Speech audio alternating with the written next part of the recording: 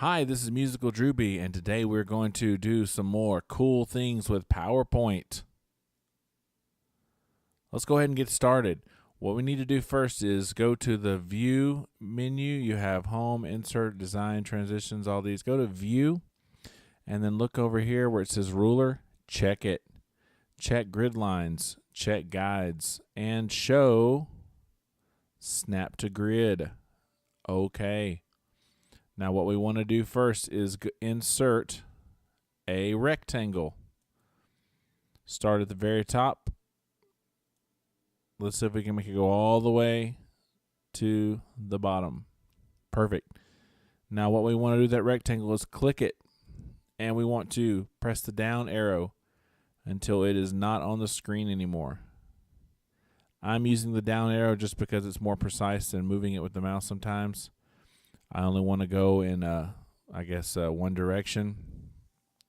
So once it's down there on the bottom, we're going to click it. We're going to click Animations, and we're going to go to Lines. Now that we've clicked it on Lines, we have two dots. We have a green dot, which is where the rectangle is now, at the center of it. And we also have a red dot to where the center will shift. So it'll actually be moving down. We want it to go up. So click on the red dot. It should look like that. Little arrows going to the left and right diagonal. And don't worry, you're not moving the rectangle. You're only moving where it's going to. Keep moving it up until it gets to the very bottom of the screen and the very top of the screen, or the presentation area. So there we go. It should look like this so far. Perfect. That's what we want. So what we're going to do next is we are going to tweak it just a little bit.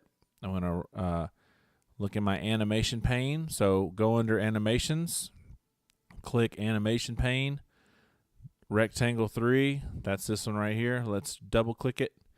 We bring up the animation menu. I want to make it auto reverse. That means it's going to go up and it's going to go back down. And also, after animation, don't worry about that one right now. Timing, let's see. Let's do it with previous. I want the duration to be 5 seconds. And repeat, put it on until end of slide. No triggers. There we go. Let's click OK. Let's see what that looks like. So I didn't have to click the mouse button. It goes up, and then as soon as it goes up, it goes back down. And it should repeat until I stop the slide. So far, it's doing a great job. Okay, so let's go ahead and get out of that. Now what we want to do is let's change the color of it. Format shape. Let's see, let's go into the Format menu. You can just right-click and find Format Shape. There we go. All right, so Format Shape, and we go into the Fill. For the Fill, I want to use a gradient. And we have a lot of different colors in this gradient stops. Let's delete all those except for two of them. The one at the beginning and the one at the end. The one on top, we want it to be, actually let's do the background first. Click on the background anywhere on the slide, right click, Format Background, and then let's do a gradient fill for that too. Let's see, black on top. Actually, let's do this color on top. And then we'll do on the bottom, click on this one, we'll do the bottom will be black. Bam. There we go. Now let's click on the square.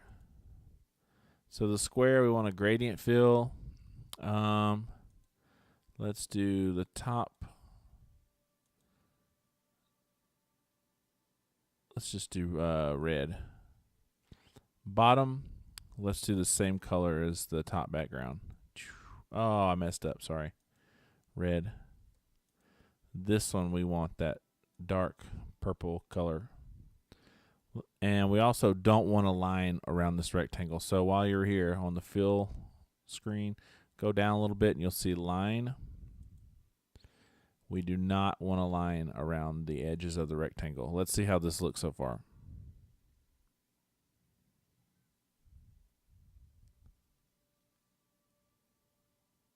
Okay, I need to switch something real quick. I forgot to do this. So we do want the top of the background to be black and the bottom of the background to be this color. Now let's see how that looks.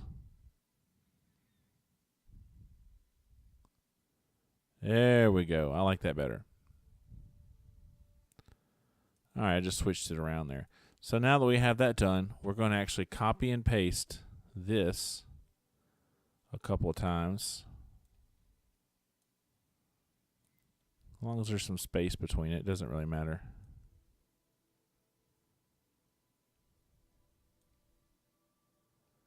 I'm going to copy all these too.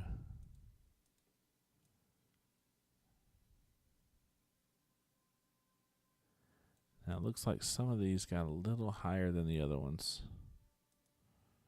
Let me see if that's true. Yeah. We can't have that. Let me go ahead and try that again. Let's close all these out, because I want them to be exactly the same height. Get off of there. There we go. So we're copying it. We're doing it to about right there. See if it's overlapping any. Yeah, it is overlapping a little bit. We don't want it to. Let's see if it is now. Nope, it's not. So these two are good. Let's move these right there. No overlap. Good. Fantastic. Let's copy them again, all four of them. I'm just hitting Control, and then I'm dragging the mouse to the right while I'm doing that. You can do one at a time, or you can even right-click and copy and paste. Whatever's easiest for you. There we go. So now I have all my rectangles set up. Let me drag them one more time. I'm Control clicking them so I can select them all at once and move them over just a little bit. And I'm going to use the D-pad, not the D-pad. I'm going to use the directional arrows. And I'm going to hit Control to fine-tune it. You hit Control, and it fine-tunes the amount of nudge that it does. All right, let's take a look. See if there's any overlap. None. That looks good. Fantastic. That's what I wanted to see. Now we're going to play around with the timing of these. So the first one's 5 minutes. The second one, let's go back to our animation pane. We can go ahead and close the format shape window. The second one, it should still say 5 minutes because I copied them. Little known fact about the timing, the duration box dialog, drop down box, you can actually type in a time instead of choosing from the regular ones they have. I'm going to type 4.9. 4 9/10 of a second. I'm going to click OK. And then for the next one, I'm going to do 4 8/10. So let's see. 4.8. There we go. The next one, I'm going to do 4.7. Do you see a pattern here? 4.7. And we continue. 4.6. And next one, halfway done. A little over halfway done now. 4.5.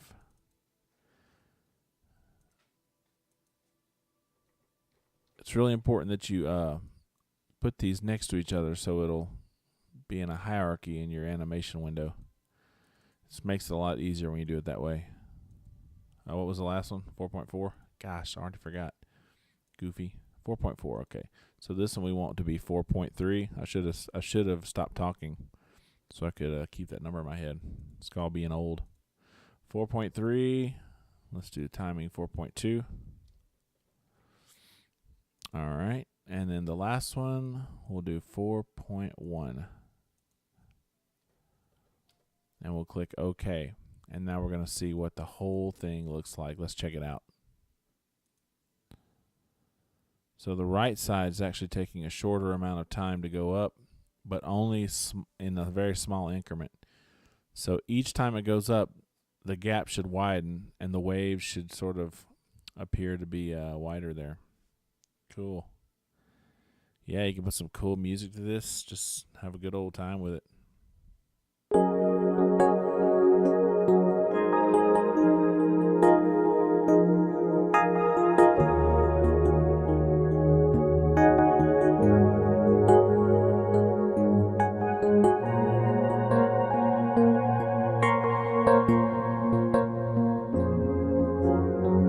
There you go. Anyway, so that'll keep doing that. Eventually, it should come back together.